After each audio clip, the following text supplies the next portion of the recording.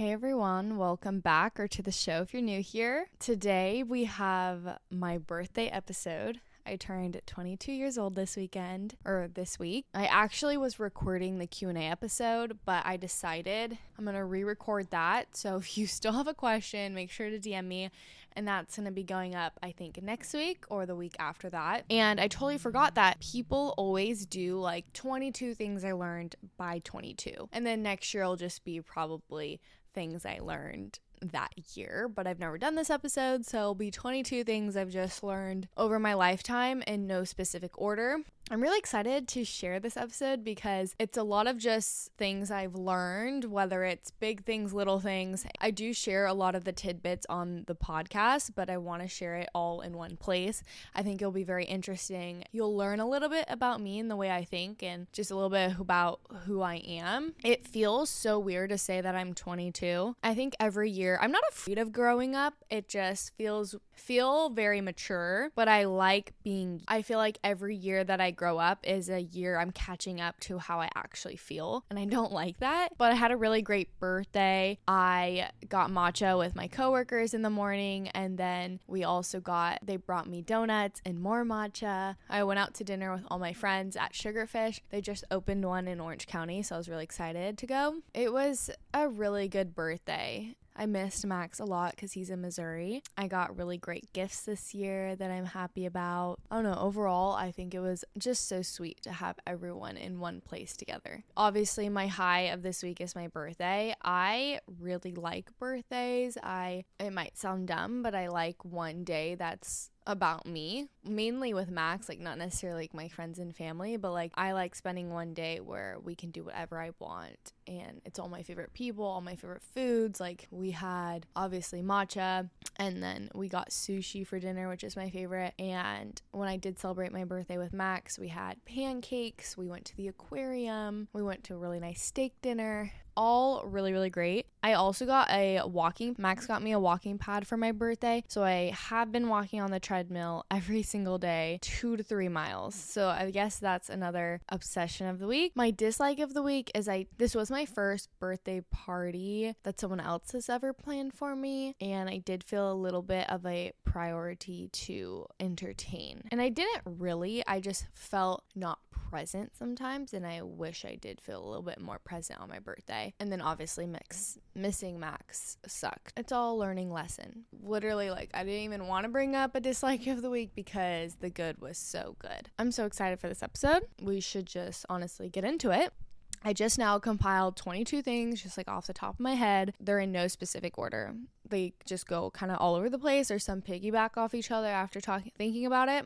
And I'm just it's 22, so it's a lot. So I'm going to try not to go too in depth on some of them. Okay. First is choose people who choose you. This is my favorite quote ever since freshman year of college. My friend Allison, Max introduced me to Allison. She told me this, and I even added choose people who choose you and who better you. I love this quote because throughout all the friendships I've had in my life, or all the men I've liked in my life, you want to pick people who also enjoy your company, who also want to be your friend, who also want to be your partner. If you're choosing people who aren't choosing you back, you're wasting your time, you're wasting your energy, and it's never going to end up the way you want. I think picking people who reciprocate your energy, the time, the whatever it is that you want in a relationship, it is so important. It just reminds you that like not everyone is made for you. You will find your people, you'll find your future boyfriend, future husband by not going after people who don't enjoy you. 2 is also another quote that my professor in college in my psychology class told me, which is the fear of staying the same has to be greater than the fear of change. And I love this quote because it makes so much sense and it makes me feel better. Like I will change when staying how I am now is scarier than actually doing what I want to do. And I say this to my friends too, like if they want to break up with their boyfriend, but they're too scared because it's their best friend. You're going to stay with this boyfriend until staying with him is scarier than, or it doesn't even have to be scarier, but like worse than being single or finding someone else. I love that saying because it's a really easy way to understand why you stay in things that aren't good for you or do things that aren't good for you. And eventually you will get to that place, to your higher self, your future self, and you just have to wait. 3, everything you consume will impact the way you see the world, world, the way you think. So everyone says like you're the 5 people you surround yourself with. But if you don't have 5 people you always consistently hang out with, it's what you consume. I think we subconsciously are taking in every lyric from a song, every show, every movie, every TikTok, Instagram reel that we watch. We are consuming content all the time.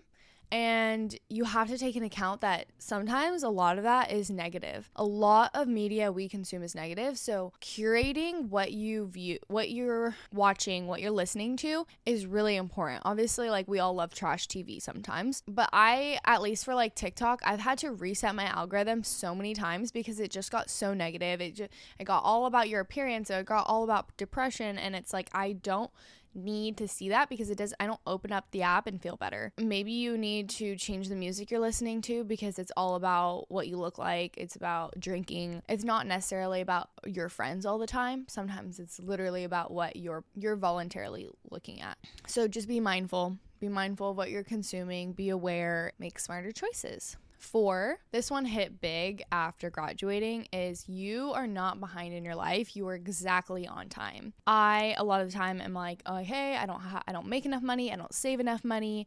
I don't live with my boyfriend, or I don't know when we're going to move on in our relationship. I don't have enough friends and I've moved here how many months ago? Like, I feel like I can compare my life a lot to other people, especially on social media, and especially since we are exposed to so many people on the internet. So we always think that we should be somewhere else and we're not. Your 20s you can be in so many different spots. You can be single, going out every night. You can be married with children, you can be engaged, you can be super successful in your career, you can be a millionaire. Like, everybody I know is in different spots in their life in their 20s. We're all in the spot that we need to be. There's no right path to go down. If I were to tell one of my friends who's single and goes out all the time that like she should be married with a kid right now, like that's just not the plan for her, and we shouldn't put somebody else's life plan and like a instruction book for somebody else. Like, our lives are so completely different and we need different things at this time. And obviously I'm still learning this because I do still compare my life to others all the time because I think I should be on this transaction. Why can't I pronounce words sometimes on this episode? I think I should have been at this point in my life. You know, when like you're a little kid and you're like, I'm gonna graduate college at this time, and then I'm gonna have a kid at this age, and then I'm gonna do this and that. And it's like, at that age we had no concept of age, or we just did the exact timeline as our parents, and then we get to that age and we're like, oh my god, I am 22 years old and my mom had a child already by this age. I would never in my life want a child right now. I have a child. He's right here sitting next to me, Miso. Yeah, I think just like reminding yourself that you are where you're supposed to be. You are right on time for your life. Not like put that pressure on yourself that you should be anywhere else, because you're not supposed to be. You would be there if you were supposed to be. 5, stay present. Obviously, like that piggybacks off the last one, but in therapy, I have been talking a lot about past friendships, wanting to be at a certain place in my life in the future. She keeps telling me like, stay present. Literally splash water in your face. Do anything you can to stay present. This is how she explained it.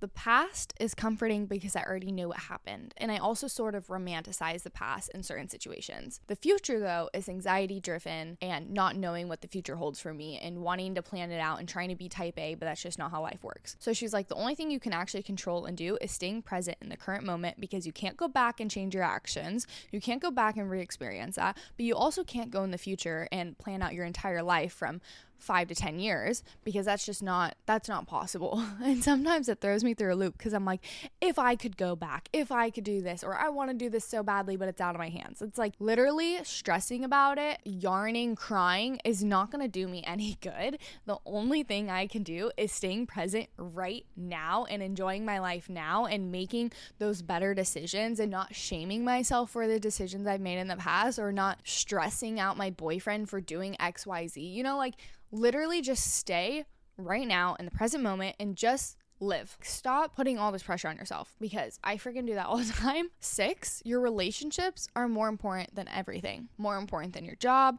more important than how much money you make, more important than where you live. The relationships in your life are what get you through at the end of the day, or what help you when you get sick, or what helps you when you go through a breakup. And if you're not nurturing those relationships, you're gonna have nothing at the end of the day. Okay, that's being dramatic. When people say, oh, their job, their career is their entire life, I love working and I love having a career. I like making money, let's say. But if that's your entire life and one day you get sick or one day you get fired, they're going to replace you. You are replaceable in the work life. And yes, they may miss you, but you're going to be replaced in a couple of weeks, a couple of months, and somebody's going to be doing your job and they're going to be taking over that spot. So at the end of the day, your family, your friends, or what's always going to be there for you no matter what.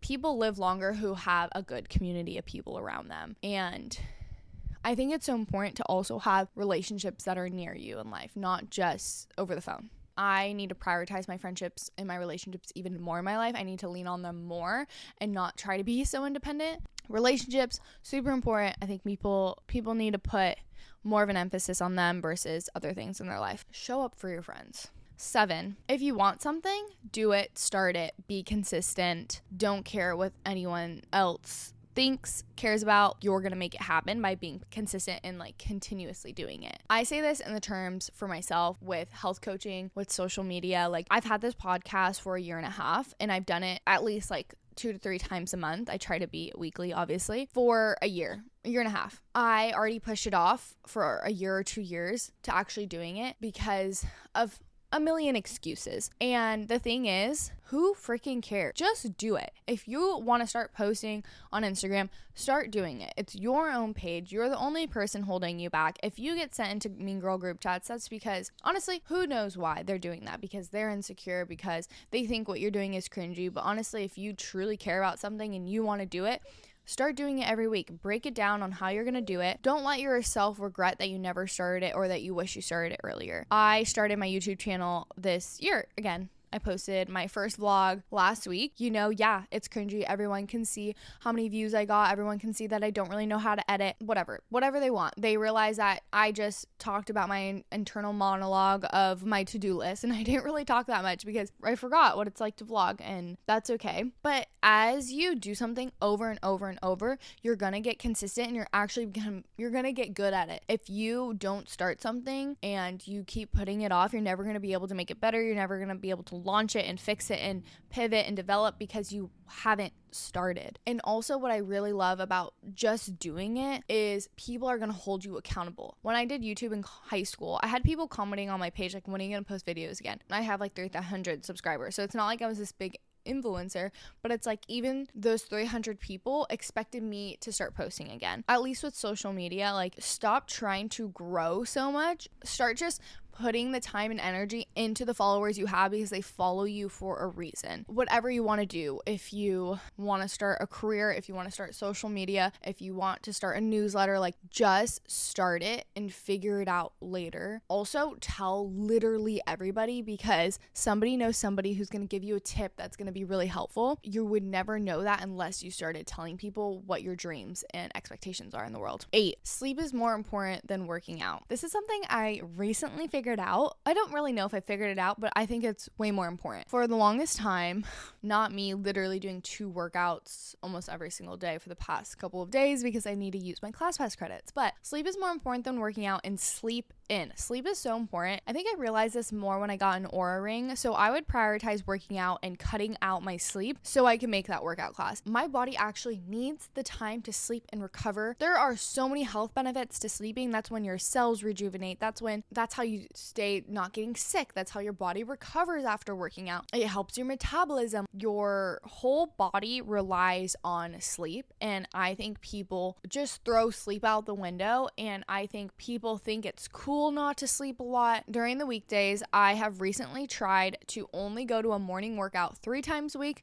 So that means 4 days out of the week, I can sleep in. And during the week, obviously sleeping in only means till 7 a.m. And on the weekends, I don't set an alarm. I let myself sleep as much as I can. But maybe for you, that means going to bed earlier, or that means taking a nap. I was not a napper. I mean, I'm still not a napper. Literally, if you need to get sleep, do it. Prioritize sleep. It's not lame to sleep a lot. It's not lame to go home from the bars early. Like, you are prioritizing your health and your body, and you want to have a good day the next day. Number 9, keep it simple in every aspect of your life. Your health, your habits, your relationships, your clothing, your everything materialistic. I think everything just needs to be more simplified. I think social media and consumerism has complicated everything. keep it simple, let's say for routines. Like I don't think you need a 20-step morning routine and night routine to have a good day. Literally my morning routine is wake up, wash my face, brush my teeth, do my micellar water, sunscreen, moisturizer, put clothes on, make breakfast, drink matcha, and head out the door because I'm working. Obviously, on the weekends, I take it way slower. At nighttime, I stop working at like 6:30. I'll work on my podcast or on health coaching until 8, till 7:45. From 7:45 to 8, I'll clean up the apartment. Within like that time, I'll also shower and do my skincare. And then around 8:15, 8:30, I'll let myself watch TV or read a book. Keep your routine simple to what works for you, what you'll actually be consistent with. And I guess like routines and health. You don't need to buy every supplement in the world. You don't need to have this crazy nutrition plan or workout schedule. Like do what works for you and just keep doing it. You don't need to try these a bajillion things, or even keeping it simple with what's in your house. Keep it simple with how many things you buy. Like you don't need 10 black dresses. You don't need 30 sneakers. I try to be I don't have any storage in my house, so I try to not have duplicates of things. Like you don't need to go buy a new foundation when you already have a foundation. Obviously, if your skin tone changes. I hate consumerism in a way because it just made us feel like we need all these things when really we don't. Our string headphones work the same as Bluetooth headphones. My water bottle, this pink water bottle I've had since freshman year of college, works the exact same as my brand new white Stanley. Like they all work the same. We just are convinced we need a new color, we need a new addition, we just need more, or add more things and we'll be healthier.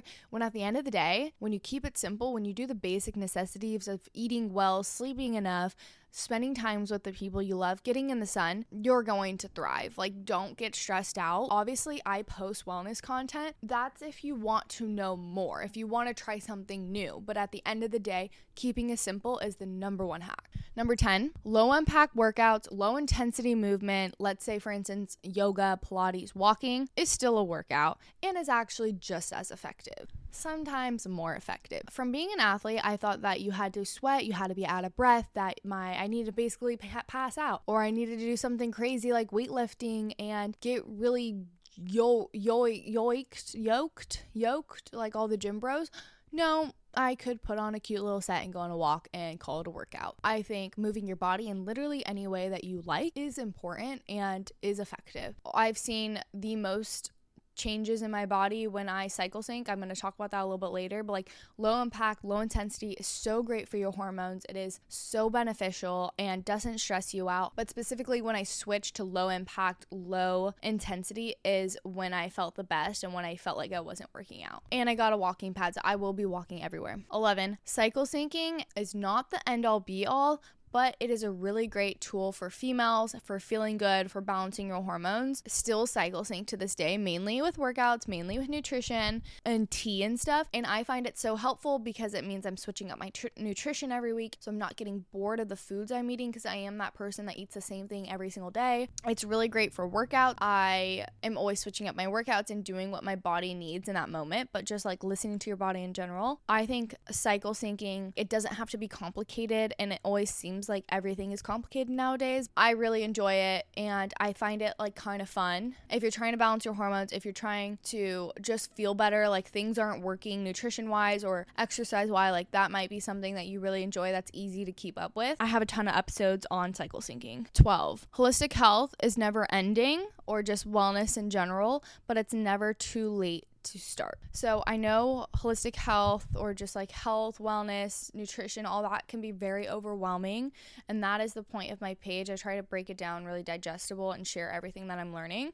However, it's never too late to start. You aren't too late on the trend to start cycle syncing or start drinking more water or anything. Like literally just start whenever you want to learn something, you want to learn something new, just start doing it. Health coaching has been around forever, and I could sit here and say the market is too saturated. Everyone posts wellness content, like whatever, sharing about gut health, and it's like, oh, the gut health trend is done. It's like, I'm never too old, I'm never too late to start learning something that I'm passionate about and that I find interesting, and also that's going to help me in the long run and that's going to help other people. 13, Learn to say no and do what you actually want. I have been practicing this for my birthday. Like when someone asks me, oh, what do you want, Shelby? They're asking me, I shouldn't re-ask the question back to them, and I do that so much. For today, I was trying to figure out what we wanted for lunch, and I was like, okay, I want something healthy. Did I actually want something healthy? No, I just felt like I had to eat something healthy because I have been eating so many sweets, which reminds me, I really want carrot cake right now. So then I thought about it. I was like, okay, well, what about pizza? Like I kind of want a hearty meal. Like I haven't eaten enough today. Like I need a hearty, like filling meal. So we ordered pizza, and I was like, oh my God, that was the best decision ever. I celebrated my birthday with my mom early, and I was like, okay, what do I want to do? What do I want to do on my birthday? So we went to Pilates, we went to my favorite matcha place and got breakfast. We ended up going shopping to like find me a birthday present. I need to stop people pleasing for other people and doing what I think they'll like, and actually think to myself, like when it's in the right terms, obviously, and be like, what do I want to do? Instead of just doing what everybody else wants to do. If someone invited me somewhere and I really don't want to do that, or pressured to do something, like literally just say no and move on with your day. Like, yeah, just not giving in to people because I want to make them feel good. 14. Reading is not a waste of time, and it also does not need to be productive. For a very long time, I thought I had to be productive always and be super into self-development and always make myself better and be the better person, be 1% better. And truthfully, you don't need to do that. Reading can be productive without being a self-help book or a nonfiction book. I have learned so much from relationships, from communication, from locations, from fiction books. And it's also just honestly a great way to entertain yourself that's not on blue light, that's not going to disrupt your sleep, that is really great for your language and spelling and reading and comprehension levels, and you can connect with other people through it. Like there are so many benefits to reading. I learned that it's not a waste of my time to be reading. So what got me into it was business books and self-development, and now I solely read fiction books for the most part. I used to go back and forth, but it would just take me so long to read self-development, and I'm just like not in that place right now. 15. Not every relationship has to last. It's okay to outgrow people, and the key, I think, to adult friendships is low maintenance friendships. That was like 3 things. Not every friendship is going to be your friend forever. And that's honestly hard to say when you just started being friends with someone and you think they're going to be your friend forever. Over the years, I've just had to accept that we're all in different places in our lives. We move, we get in relationships, we have different careers. You just grow up to be different people, and that's totally fine. And that is the point of growing up, is people come in and out of your life. And I've just had to pour into the people that are there for me.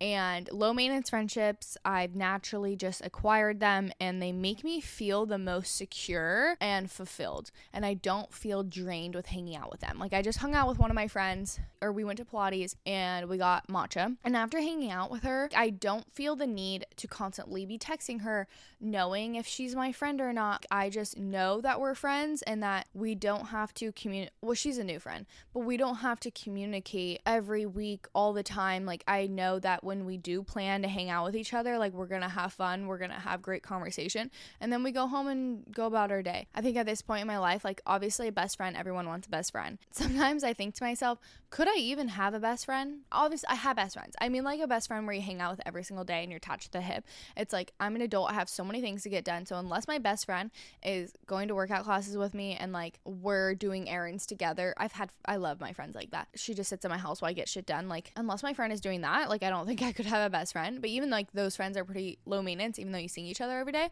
But I think having adult friendships who are low maintenance are what's going to last, because you guys understand that you're both human, you both have lives and not expectations, you'll both have responsibilities, and you can't be there for each other 24/7. You're secure in your friendship, so you don't need to be constantly messaging and talking and hanging out every single week. Okay, 16. Going off not every relationship has to last or be for you is finding closure for yourself. I literally found closure for myself this weekend. It was actually kind of sad, and I cried, and then I was like, okay, wait, I got closure for myself. Nothing happened. I just kind of like figured it out with me and my therapist. This feels good. It was like closure, unclosure, now closed again. You don't need to have that last conversation. You don't need to re-talk to them or anything. Like, just find it within yourself. Give yourself the explanation, the understanding, and move on. The what ifs, my friend will always say this, will kill you. Move on with your life and it's going to get better and you'll heal. 17, travel as much as you can. I'm going to do an episode on solo traveling. Seriously, one of my things I love to spend money on is travel. I've traveled, last year I traveled the most, and that was my goal of the year. I traveled almost every single month.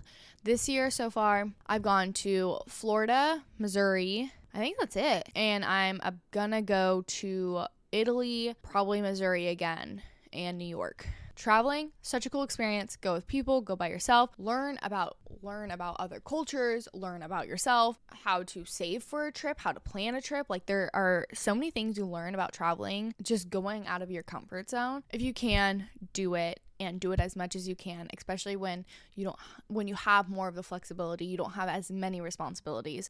Like once you have kids, once you have pets, like you can't just leave. I've learned so much about myself. I've read so many books while traveling. I've seen so many cool things, and I would never take back a trip I've ever done. Oh, I also might go to Canada this year. 18, learn to save and invest in every area of your life. Obviously, save and invest money-wise. Like, I think it's really important. Saving and investing is one of the best skills I've ever learned.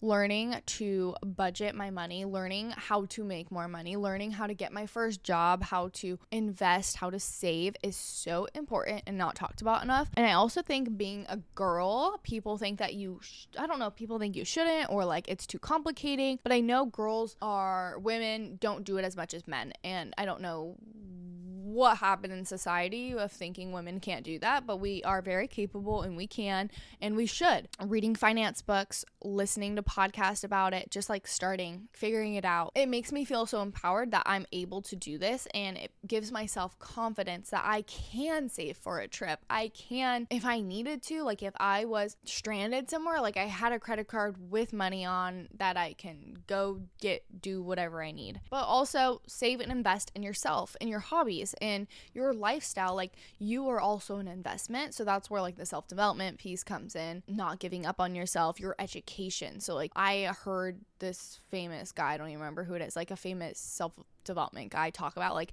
one thing he'll always spend for his kids is education and anything. Reading books, he will spend as much money as he wants on books because he is investing in himself with education. Obviously, like mental health, like invest in therapy, invest in coaches, invest in health coaches, invest in your medical team. All of these things are going to make you live longer and happier and just ultimately help you in life. 19, spending time alone and being my best friend since about sophomore. Actually, I've kind of always been dependent since I got my license, and then since my sophomore year of college. Learning to love myself, learning to enjoy my own company and do things on my own made more things possible. I would drive all the way to LA just to go to Phil's because I wanted to pretend I was Emma Chamberlain and do my homework there. Being able to do whatever I wanted at any time and not having to depend on somebody else is so nice.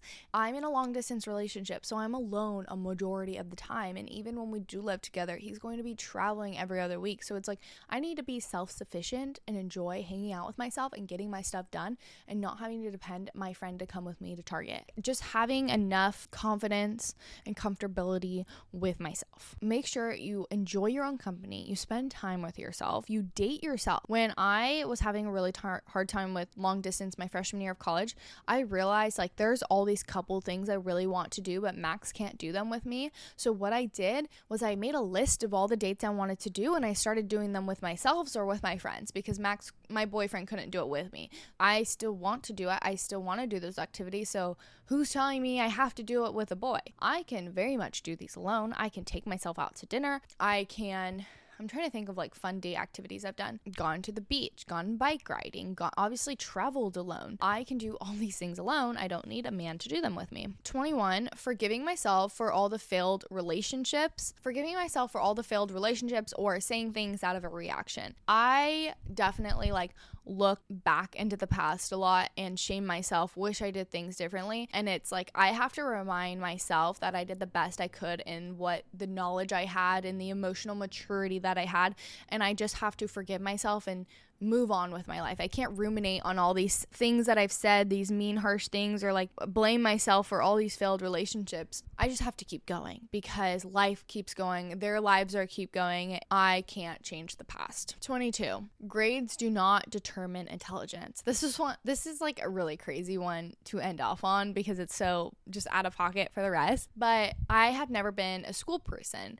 I have always been an AB student, but I've always had to try really, really hard. When I got to college, I realized, one, that I wasn't going to get my master's. 2, I was going to graduate no matter if I got a D. You can graduate with D's. I've never gotten a D, but I'm just letting you know that, unless it's a major class. You can graduate with C's, B's, A's. You all get the same degree. And I'm not saying the people who love school and want to get straight A's, like, don't do that. It's just like, if school is not your thing and you're not doing well, it's not the end of the world. It doesn't mean you're stupid. It's just the system isn't made for you. I had a hard time learning. I had a hard time absorbing the information I was getting, and that's okay. I know I'm actually a very smart, mature person who has a lot of experience under my belt, and my grades do not determine my worth. And I think people put way too much emphasis on grades. A job asking for your GPA, are you kidding me? Like, that doesn't actually mean you're gonna be a good employee. I know lots of people who are great at school but are terrible workers, and that's because, I don't know, people put too much emphasis in their education. If your grades don't matter, like if you're not going to law school to become a dentist or whatever, or if your parents don't grill you, like getting a low grade's not gonna kill you. It's not going to take away from any opportunities you have if you're just getting a normal bachelor's degree and then gonna go get a 9-to-5 or whatever job you want. Also, like, that's one class probably. This is not, that one bad grade's not gonna ruin your life. And I wish I knew that in high school or in middle school. Like, I cared about my grades, kind of. I don't really know. I was an athlete, so I cared, I guess, more about sports. You're gonna get through it. It's really not. I wasn't a good student, and I think I'm doing pretty good with my life. So you're gonna be all okay. I can't believe I ended on that one. That one kind of sucked. That completes 22 things I learned by 22. I honestly think I could have come up with more. Yeah, that's what just came to mind right away. I hope you guys have a great rest of your week. I'm so excited to release this episode. Also, a reminder to go give the Instagram some love. It's My Perspective Pod. Go give the YouTube some love. Everything will be linked in the description. Also, I do have like a few episodes lined up, ideas, but let me know if you guys have like specific things you want me to talk about. If you like me talking about topics like this, or you want me to go more into health topics, because like I'm doing my health coaching, kind of like whatever you guys enjoy. And then also don't forget to share this episode with someone if you think they'd like it. I'm going to edit the podcast right now, but I hope you guys have a great week, and I'll see you next week. Bye.